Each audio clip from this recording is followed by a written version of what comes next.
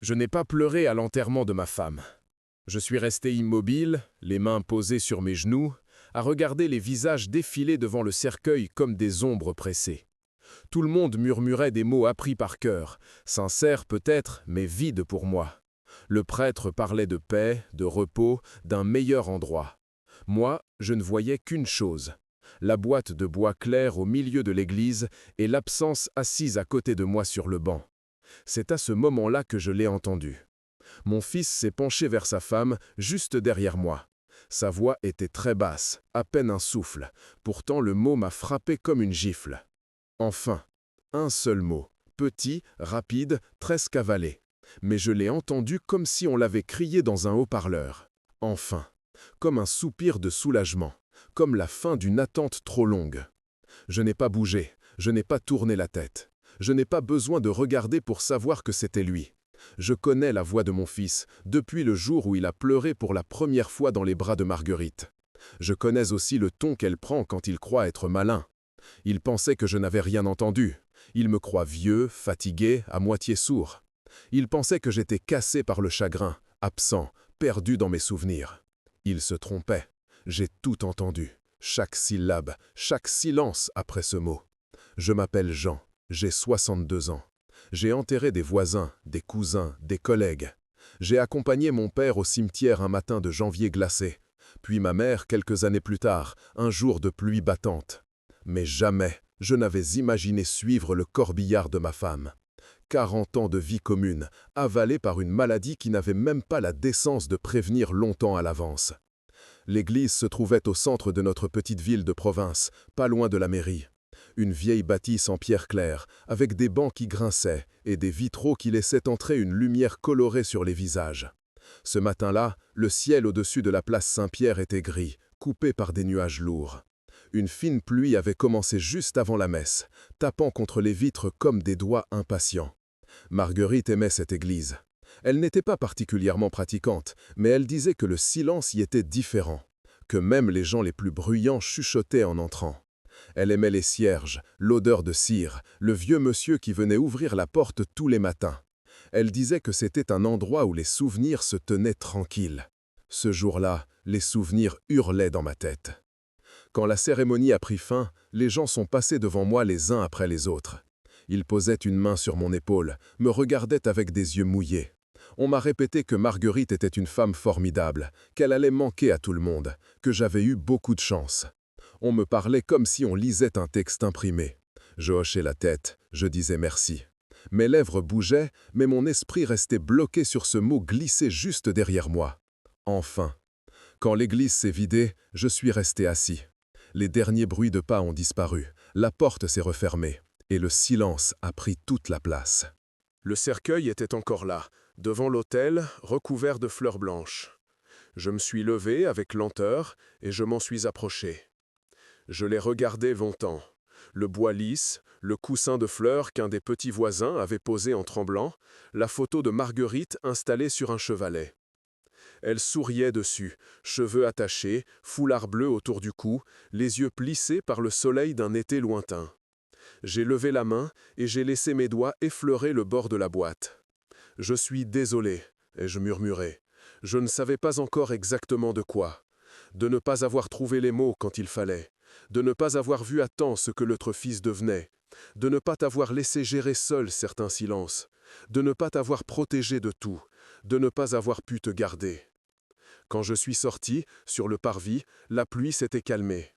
Les gens s'étaient regroupés en petits groupes, manteaux fermés, parapluies à la main. Certains regardaient déjà leur montre. La vie reprenait pour eux. Pour moi, elle venait de perdre sa colonne vertébrale. Daniel était appuyé contre un pilier, cigarette à la main, malgré le panneau d'interdiction. Sa femme, Camille, tapotait sur l'écran de son téléphone. Quand ils m'ont vu, Daniel a écrasé la cigarette du bout du pied, comme un adolescent pris en faute. Ses traits ressemblaient trop aux miens à son âge. La même mâchoire, les mêmes sourcils un peu trop épais. Mais dans ses yeux, il y avait quelque chose que je n'avais jamais eu. Une dureté sèche, une impatience froide. « Ça va, papa » a-t-il demandé. Je l'ai regardé sans répondre tout de suite. Dans ma tête, son enfant-ça tournait en boucle. On fait aller, et je finis par dire « Il faut bien ». Il a hoché la tête, soulagé de ne pas devoir entrer sur ce terrain fragile. Il regardait déjà le corbillard, puis sa montre. Il avait hâte que tout ça se termine, que le chapitre se ferme, que l'après commence. L'après qui, dans sa tête, signifiait autre chose que le deuil. Nous avons accompagné la voiture noire jusqu'au cimetière tout proche, le cimetière municipal, derrière l'ancienne école. La terre était lourde, humide.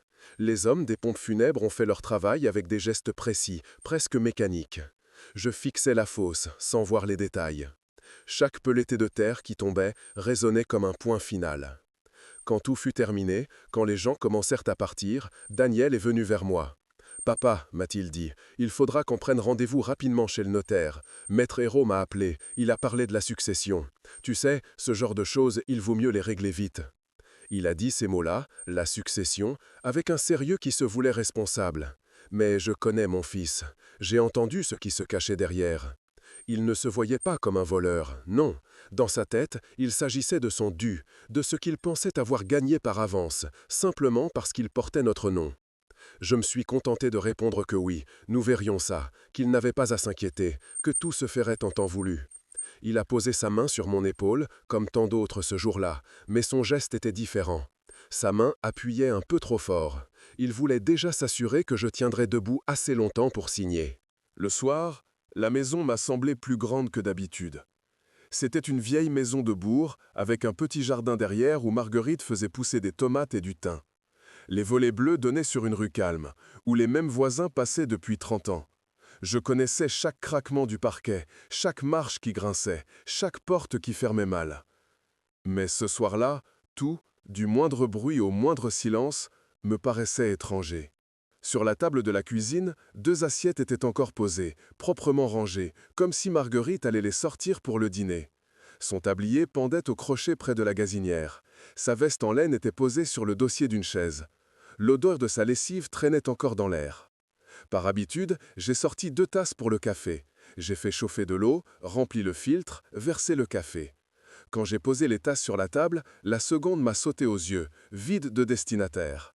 J'ai laissé couler le café dans les deux, comme si elle allait arriver, enrouler son foulard autour de son cou et me dire « Tu as encore mis trop de café ».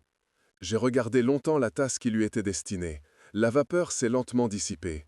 Au bout d'un moment, j'ai versé son café dans l'évier, en silence. Le bruit du liquide qui tombait contre l'acier m'a fait l'effet d'un adieu. Je me suis assis.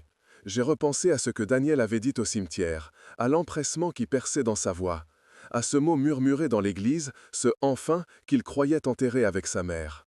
Je ne savais pas encore comment ni quand, mais à ce moment précis, j'ai senti quelque chose se mettre en place en moi, comme un rouage qui se remet à tourner après avoir été bloqué trop longtemps. Je n'étais pas seulement un vieil homme en deuil, j'étais le témoin de quelque chose, et j'avais encore un rôle à jouer. La nuit a été courte. Je me suis réveillé plusieurs fois, convaincu d'avoir entendu Marguerite m'appeler depuis la cuisine, ou de sentir le matelas s'enfoncer à côté de moi. Chaque fois, il n'y avait que l'obscurité et le petit bruit régulier de l'horloge du salon. Vers 5 heures, j'ai abandonné l'idée de dormir. Je me suis levé, j'ai traversé le couloir dans la pénombre et j'ai allumé la lumière de la cuisine. La maison avait cette odeur de froid du matin, mélange de café d'hier, de bois et de linge sec. J'ai ouvert la fenêtre pour laisser un peu d'air. La rue était encore vide. Je ne sais pas vraiment pourquoi, mais quelque chose m'a poussé à faire le tour de la maison, comme si un fil invisible me tirait. Je suis passé par le salon, où les photos de famille alignées sur le buffet me regardaient avec leur sourire figé. Daniel bébé dans les bras de Marguerite, Daniel adolescent, un ballon de football sous le bras. Nous deux, plus jeunes, devant la mer du côté de la Bretagne. Chaque photo racontait une histoire que je croyais connaître. Soudain, elle me semblait moins claire. Je suis monté à l'étage. Notre chambre, encore imprégnée de sa présence, m'a serré le cœur. Je suis resté sur le pas de la porte quelques secondes, comme un intrus. Puis j'ai avancé. C'est là que je l'ai vu. Sur sa table de chevet, à côté de son livre de chevet à moitié lu, reposait une enveloppe crème. Mon prénom était écrit dessus, avec son écriture ronde et régulière. Jean. La date, dans un coin, remontait à quelques mois. Autant dire au moment où la maladie avait commencé à devenir sérieuse. J'ai pris l'enveloppe avec précaution, comme si elle pouvait se briser. Je me suis assis au bord du lit, j'ai glissé mon doigt sous le rabat et j'ai ouvert. Mon amour. Si tu lis cette lettre, c'est que je ne suis plus à côté de toi pour le dire avec ma voix. Je sais que tu es en colère contre la vie, contre le médecin, contre le monde, peut-être même un peu contre moi. C'est normal. Tu as toujours eu un cœur trop plein pour que la douleur s'y installe sans protester. Je vais aller droit au but. Je suis inquiète pour toi. Pas seulement à cause de la solitude, à cause de Daniel. Tu as toujours voulu voir le meilleur en lui, moi aussi. Mais ces derniers temps, il y a dans son regard autre chose. Une impatience, une manière de poser des questions qui ne portent plus sur ma santé, mais sur ce qui viendra après. Il me demande ce que prévoit le notaire, combien vaut la maison, ce qu'il adviendra des comptes. Tu connais ton fils, tu sais à quel point il peut se persuader d'avoir raison. Alors, j'ai pris des dispositions, pour que tu sois protégé de sa manière de faire les comptes avec les sentiments, pour que ce que nous avons construit ne devienne pas une simple ligne sur un relevé bancaire. Tu trouveras jointe à cette lettre une petite clé. Elle n'ouvre ni une boîte à bijoux, ni un coffre dans le grenier. Va voir Maître Hérault, il t'expliquera. J'ai tout mis en ordre avec lui. Une dernière chose. Écoute bien les gens quand ils pensent que tu ne peux pas les entendre. C'est là que la vérité sort. Je t'aime. Marguerite. Au fond de l'enveloppe, il y avait en effet une petite clé en laiton, usée mais solide. Je l'ai posée dans ma paume, je l'ai regardée longuement. Elle pesait à peine quelques grammes, pourtant j'avais l'impression de tenir un morceau de plomb. Je connaissais bien Maître Hérault. Il avait son étude près de la place de la mairie, au-dessus d'une agence immobilière. Un homme discret, toujours en costume sombre, des lunettes fines sur le nez. Il avait géré l'achat de la maison, les papiers pour mon départ à la retraite, le dossier pour l'ancienne voiture. Si Marguerite avait confié quelque chose à quelqu'un, c'était à lui. Je n'ai pas attendu. À l'ouverture de l'étude, j'étais déjà dans la rue, la clé dans ma poche, la lettre de Marguerite pliée contre mon cœur sous ma chemise. La ville, ce matin-là, avait l'air faussement normale. La boulangerie du coin de la rue sentait le pain chaud. Une dame promenait son chien. Les ouvriers de la voirie installaient un panneau plus loin. Les gens me saluaient avec un petit signe de tête, un regard plus doux que d'habitude. Certains s'arrêtaient pour me dire encore une fois qu'ils étaient désolés. Je les remerciais. Mes gestes semblaient automatiques. Ma tête, elle, tournait autour de 3 choses. La lettre, la clé, le « enfin » de Daniel. Quand j'ai poussé la porte vitrée de l'étude de Maître Hérault, sa secrétaire m'a accueilli avec un sourire triste. « Monsieur Jean, je suis vraiment désolé pour votre femme », a-t-elle dit. « Maître Hérault m'a demandé de vous faire entrer dès votre arrivée. » Je n'ai pas eu le temps de m'asseoir dans la petite salle d'attente. Elle m'a conduit directement dans le bureau. L'air y avait cette odeur de vieux papier et d'encre que j'associe aux décisions importantes. Maître Hérault s'est levé derrière son bureau, m'a serré la main avec chaleur et m'a invité à m'asseoir. « Jean, m'a-t-il dit, je présentais mes condoléances à l'église, mais dans ces moments-là, on ne trouve jamais les bons mots. Sachez que j'ai beaucoup apprécié votre femme. Elle était d'une rare clarté d'esprit. Je le savais, j'en avais la preuve dans ma poche. Elle m'a laissé une lettre, ai-je dit, et cette clé. Elle m'a dit de venir vous voir. » Il a hoché la tête, comme s'il attendait cette phrase. Il a ouvert un tiroir de son bureau, en a sorti une boîte en bois sombre qu'il a posée entre nous. « La clé, Jean », a-t-il dit simplement. Je l'ai sortie et je l'ai glissée dans la petite serrure en laiton. Elle a tourné avec douceur, comme si elle avait été utilisée la veille. À l'intérieur de la boîte, des documents soigneusement rangés, un petit carnet et une enveloppe plus épaisse portant cette fois nos 2 noms. Maître Hérault a pris la parole avant que je ne commence à lire. « Votre femme est venue me voir plusieurs fois ces derniers mois, a-t-il expliqué. Elle avait compris que la maladie finirait par l'emporter, même si elle ne l'a jamais laissé paraître devant vous. Elle m'a parlé de vos inquiétudes, de Daniel, de sa manière de vous parler, de ses allusions insistantes à la succession. Elle avait peur que vous vous retrouviez pris au piège, sans moyens, ou forcé de céder à ses demandes pour avoir la paix. J'ai serré les mâchoires, mais je n'ai rien dit. Entendre tout cela de la bouche d'un autre rendait la douleur plus nette. Elle a donc souhaité mettre en place une organisation différente, a poursuivi le notaire. Il y a le testament, dont Daniel croit connaître le contenu, celui dont nous avons parlé ensemble lors du premier rendez-vous. Et puis il y a celui-ci, le véritable, celui qu'elle a signé en ma présence avec 2 témoins en toute lucidité. Je me suis mis à lire l'enveloppe à nos 2 noms. Les mots de Marguerite étaient cette fois plus fermes, plus juridiques. Elle y détaillait ses biens, parlait de la maison, de ses comptes, de quelques économies dont j'ignorais même l'existence. Elle expliquait qu'elle souhaitait que tout ce qu'il restait, au-delà de ce qui me revenait naturellement en tant qu'époux, soit versé dans une fondation qu'elle voulait créer. La fondation Marguerite et Jean, dédiée à l'aide aux familles en difficulté, à des bourses pour des jeunes sans moyens, à l'hébergement de femmes seules. Une association, au départ, que Maître Hérault avait déjà commencé à monter sous la forme d'une structure loi 1901 en attendant qu'elle puisse devenir une vraie fondation reconnue. Pour Daniel, quelques phrases seulement. Elle lui légua la montre dans laquelle il se réjouissait en cachette depuis toujours, celle de mon père, avec une phrase simple. Pour que le temps lui rappelle ce qu'il a fait de celui que nous lui avons donné.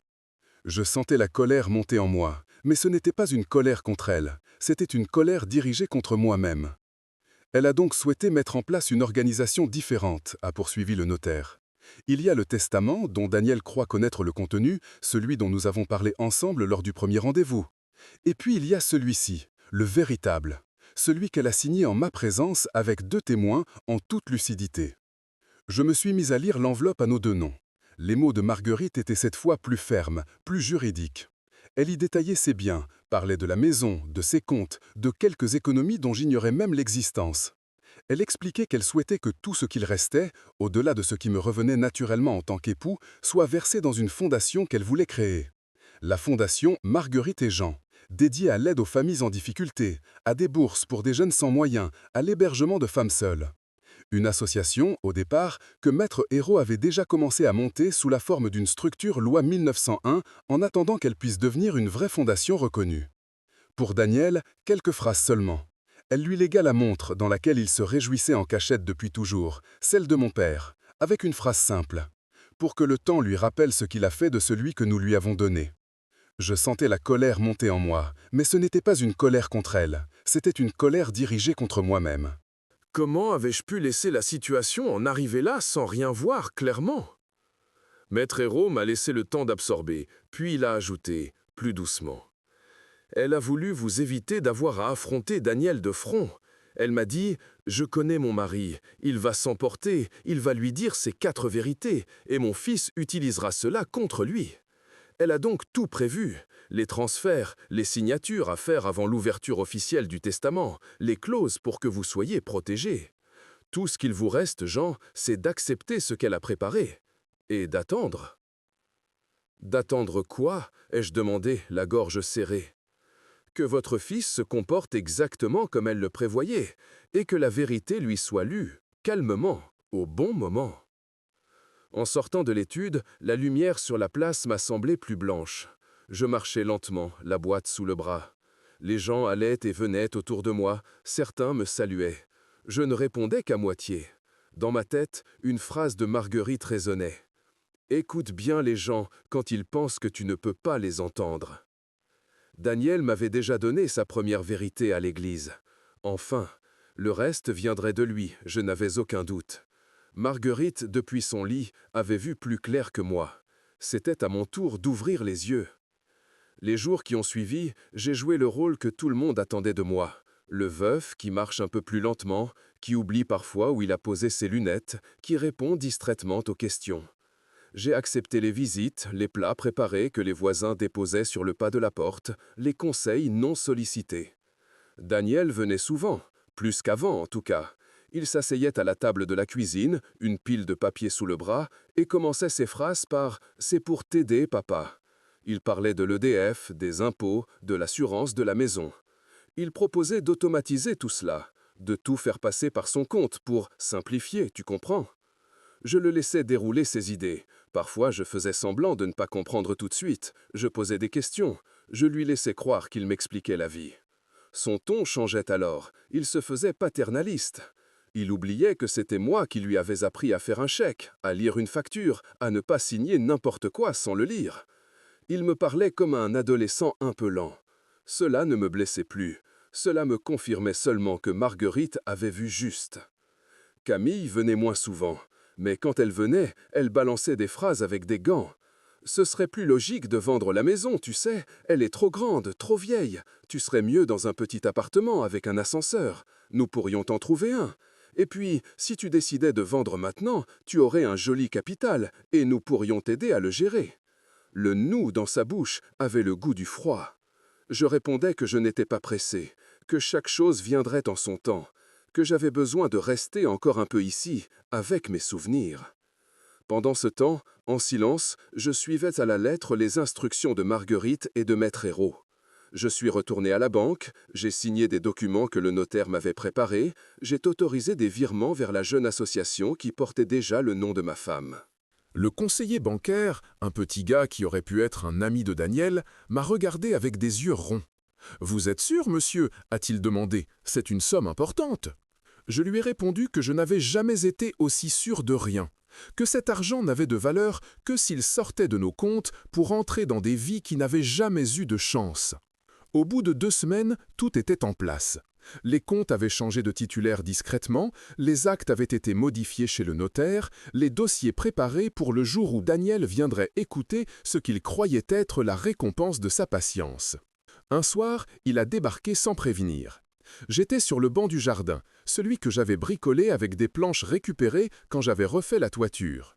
Le soleil se couchait derrière les maisons, colorant le ciel d'une lumière orange douce. « Papa, m'a-t-il lancé, tu sais que le rendez-vous chez Maître Hérault, c'est mardi prochain. » Je le savais, je comptais les jours. « Tu te rends compte que c'est beaucoup de paperasse à gérer, hein ?» a-t-il ajouté. « Heureusement que je suis là. Tu n'imagines pas les gens de notre génération, on est habitué à ces trucs-là. » Votre génération. Il parlait comme si 30 ans créaient un fossé infranchissable. Comme si je venais d'un autre monde. « Ta mère aussi savait gérer des papiers, ai-je dit tranquillement. Il a levé les yeux au ciel. « Oui, bon, ouais, mais là, elle n'est plus là. Alors il faut être réaliste. Tu ne peux pas tout faire tout seul. » Je l'ai regardé. Je me souvenais du petit garçon qui venait se coller contre moi le soir quand il avait peur de l'orage.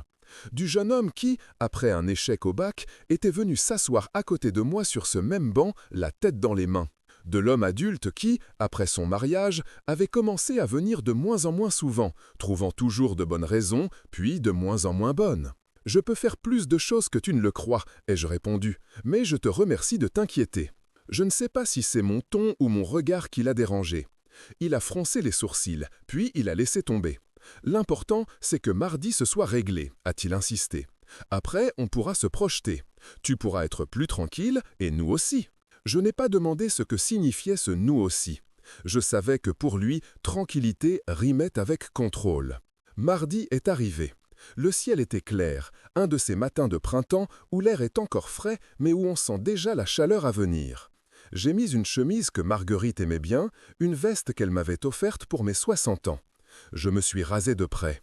Devant le miroir, j'ai vu un homme vieillissant, oui, mais pas brisé. Mes yeux avaient changé. Il y avait une sorte de calme nouveau dedans, une décision. Arrivé devant l'étude, Daniel et Camille étaient déjà là.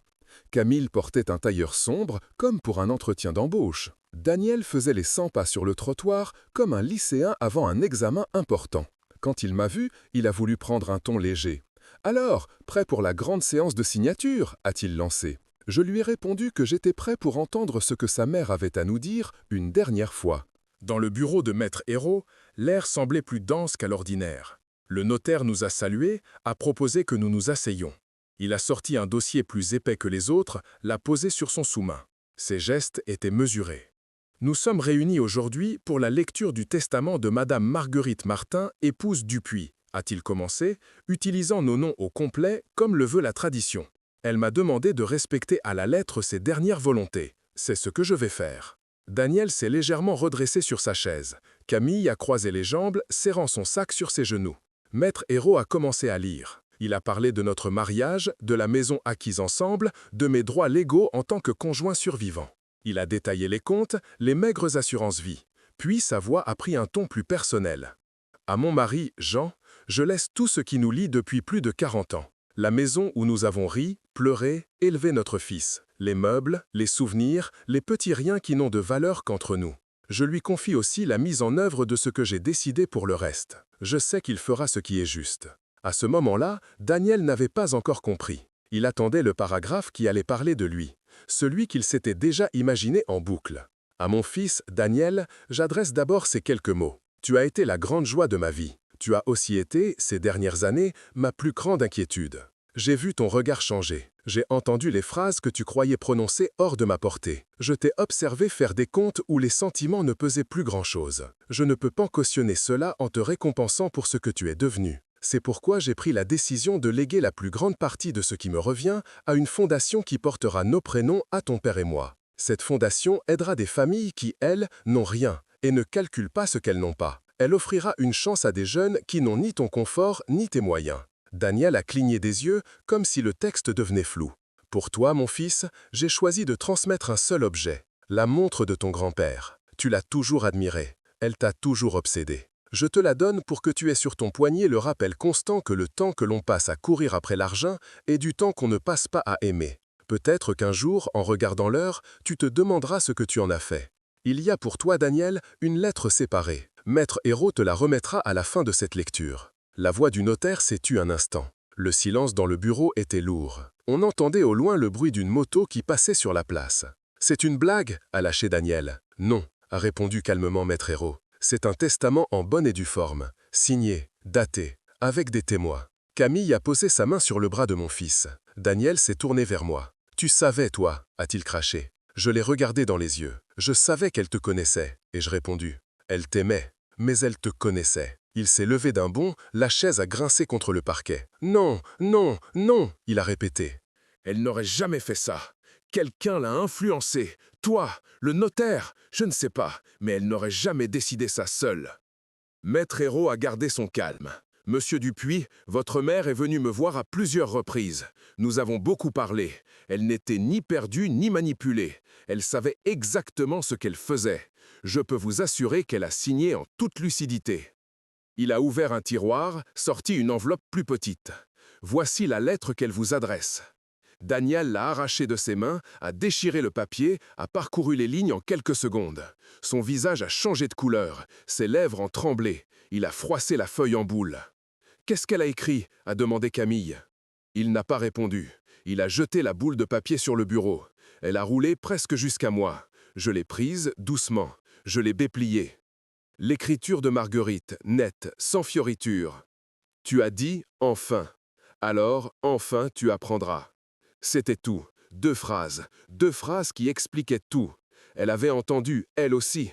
Peut-être pas le même jour, peut-être un autre enfin, un autre soupir de soulagement à la fin d'un rendez-vous chez le médecin, à la sortie d'une chambre d'hôpital.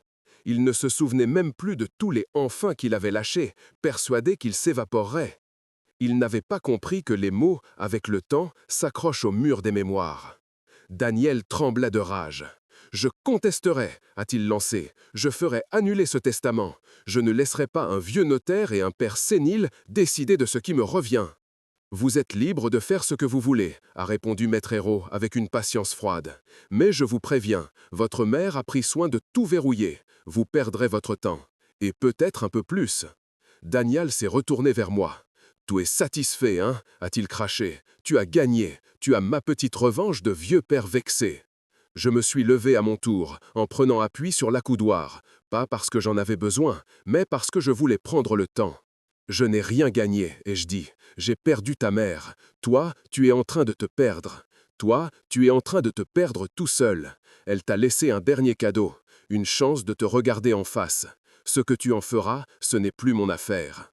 Il m'a regardé comme si j'étais un étranger, puis il a quitté le bureau, la porte claquant derrière lui. Camille lui a emboîté le pas, hésitant une seconde sur le seuil, comme si elle allait me dire quelque chose. Puis, elle a renoncé. Quand le calme est revenu, Maître Hérault a poussé un léger soupir. « Je vous dois une chose, Jean, m'a-t-il dit, votre retenue. Beaucoup auraient explosé.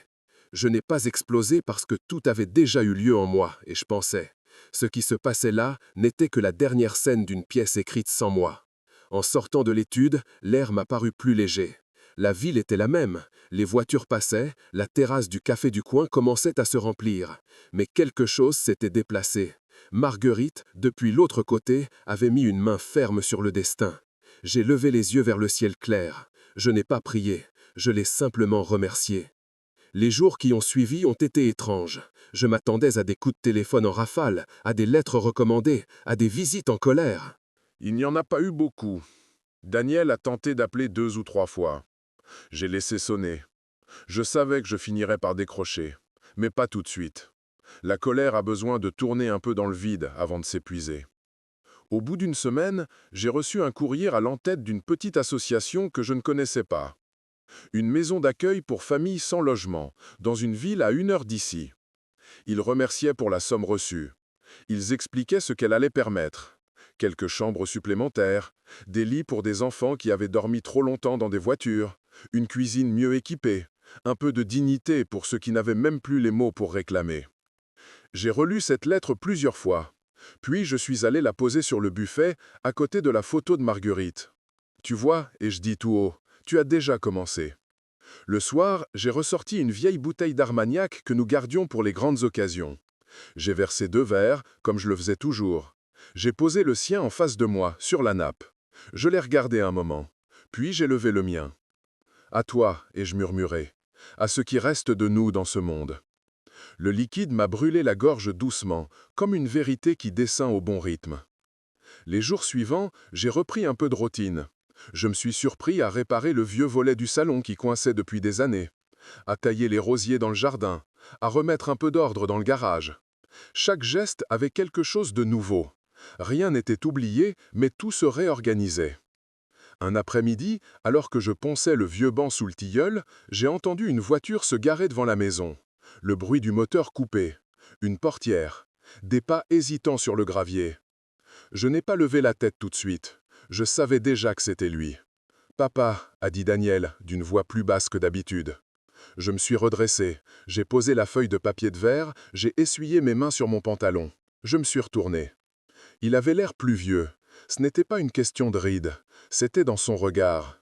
Comme si d'un coup, il avait vu quelque chose qu'il refusait de regarder jusqu'ici.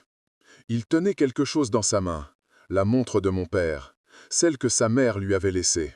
« Je peux m'asseoir » a-t-il demandé. Je lui ai désigné l'autre bout du banc. Il s'est assis, un peu raide, le regard vers le jardin plutôt que vers moi. « Je suis allé voir ce que c'était que cette fondation » a-t-il dit au bout d'un moment. J'ai lu le site internet. J'ai lu que l'argent allait servir pour des familles à la rue, pour des gamins qui n'ont pas de quoi faire leurs études, pour des femmes qui ont fui de chez elles. Je n'ai rien dit. Il fallait qu'il déroule. Je me suis souvenu, a-t-il repris, que quand j'étais petit, maman s'arrêtait toujours pour donner quelque chose à la dame avec son caddie devant le supermarché. Je me moquais d'elle, je lui disais qu'elle se faisait avoir. Elle me répondait que si on commence à compter, ce n'est plus un don, c'est un placement. Il a esquissé un sourire sans joie. Je crois que je suis devenu un spécialiste des placements, a-t-il soufflé. Nous sommes restés silencieux un moment. Le vent faisait bouger légèrement les feuilles du tilleux au-dessus de nous. Une abeille est passée près de mes oreilles. « Je suis allé au cimetière hier », a-t-il ajouté. Je lui ai parlé. Enfin, j'ai essayé. Les mots ne sortaient pas comme je voulais. Je voulais lui dire que je ne voulais pas de son argent, finalement, que je voulais juste qu'elle soit là. C'est idiot. « Ce n'est pas idiot », ai-je répondu. « C'est tard, c'est tout. » Il a baissé la tête. Ses yeux brillaient. « Je suis désolé, papa », a-t-il murmuré, « pour ce que j'ai dit, pour ce que j'ai pensé, pour ce que j'attendais. Je ne sais pas à quel moment j'ai commencé à calculer tout. J'avais l'impression que c'était normal, que je devais penser à l'avenir, à ma famille, à ma sécurité. Et puis, quand j'ai compris que maman allait partir, j'ai eu peur. Alors j'ai tout tourné en chiffres, c'était plus facile. Sauf que j'ai oublié que derrière les chiffres, il y avait vous. » Je l'ai écouté. J'aurais pu lui dire que ce genre de prise de conscience arrive souvent quand tout est déjà en place. J'aurais pu lui jeter au visage ses propres mots. Tu as dit « enfin ».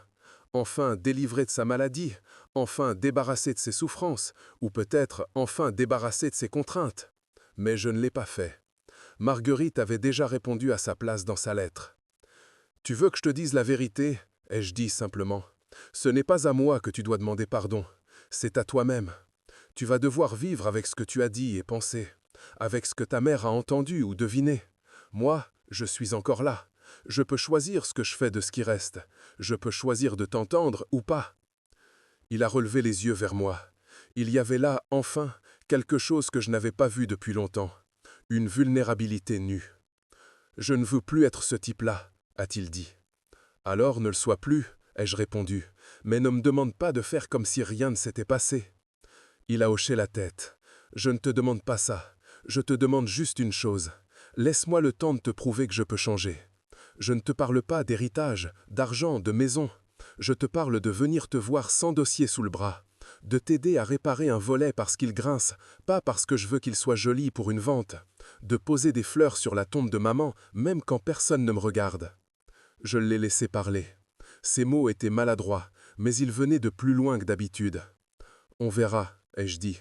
Le temps, tu sais, ce n'est pas qu'une aiguille qui tourne sur un cadran. C'est aussi ce qui use ou ce qui répare. Il a baissé les yeux vers la montre dans sa main. Je la porte depuis quelques jours, a-t-il avoué. Au début, je la regardais en me disant que j'aurais préféré un virement. Maintenant, à chaque fois que je regarde l'heure, je pense à elle, à vous, à ce que je fais de ma journée. C'est agaçant. C'est le but, ai-je répondu avec un petit sourire. Il a soufflé du nez, un début de rire triste. Je vais y aller, a-t-il dit après un silence. Camille ne comprend pas tout ça. Peut-être qu'elle comprendra un jour, peut-être pas. Ce n'est plus mon seul problème. Je repasserai, si tu veux bien. Je n'ai pas donné de réponse claire. Je lui ai juste dit « Tu sais où est la maison ?» Les volets bleus n'ont pas bougé. Il s'est levé, a hésité, puis a posé sa main sur mon épaule. Ce geste, que j'avais tant vu ces derniers temps comme une tentative de prise de contrôle, avait un autre goût aujourd'hui. Puis, il est parti. Je suis resté sur le banc longtemps après son départ. Le soleil commençait à descendre derrière les toits. Le ciel prenait cette couleur intermédiaire, ni vraiment bleu, ni vraiment orange, que Marguerite aimait tant. Elle sortait toujours à ce moment-là sur le pas de la porte, essuyait ses mains sur son tablier et disait « Regarde, on dirait que le jour hésite ». Ce soir-là, j'ai regardé le ciel et j'ai pensé que moi aussi, j'avais hésité longtemps, entre la colère et le renoncement, entre le besoin de faire payer et celui de laisser la vie se charger de la note. Marguerite, elle, avait décidé. Elle avait choisi la voie du silence organisé. Elle avait construit une justice qui ne nécessitait ni cris ni scène. Je n'avais été que l'exécutant, le gardien sur son vieux banc. J'ai levé mon verre d'Armagnac vers la fenêtre où son reflet n'apparaissait plus depuis longtemps. Enfin, ai-je dit doucement. Ce mot-là n'avait plus la même saveur. Il ne venait pas du soulagement d'un impatient, il venait d'une paix durement gagnée. Enfin, elle reposait. Enfin, ceux qui avaient besoin de cet argent en feraient quelque chose de vivant. Enfin, mon fils avait reçu un choc assez fort pour fissurer l'armure qu'il s'était construite. Enfin, je n'étais plus seulement un vieux mari en deuil. J'étais l'homme qui avait veillé jusqu'au bout sur ce que nous avions construit. Le tilleul a bruissé au-dessus de ma tête. Une petite brise a traversé le jardin, emportant avec elle une odeur de terre humide et de linge sec. J'ai posé mon verre, je me suis adossé au dossier du banc, et pour la première fois depuis longtemps, je n'ai pas eu peur de la nuit qui arrivait. La justice était passée, pas celle des tribunaux et des grands mots. Celle, plus discrète, des gestes préparés à l'avance, des signatures posées un matin, des lettres écrites au stylo sur une table de cuisine. Celle qui laisse le monde continuer de tourner, mais pas tout à fait comme avant. Et l'amour, lui, n'était pas parti avec elle au cimetière. Il restait là, dans la fondation qui porterait son prénom, dans les rires d'enfants que je n'entendrais peut-être jamais, dans les nuits de quelques familles qui dormiraient enfin sous un toit. Il restait, aussi, malgré tout, dans cette petite fissure ouverte dans le cœur de mon fils. Ce que le temps en ferait, je ne le savais pas encore. Mais une chose était sûre, je serais là, sur mon banc, à regarder les saisons passées, à écouter ce que les gens disent quand ils pensent que les vieux n'entendent plus rien. Je peux vous assurer d'une chose, nous entendons très bien, toujours.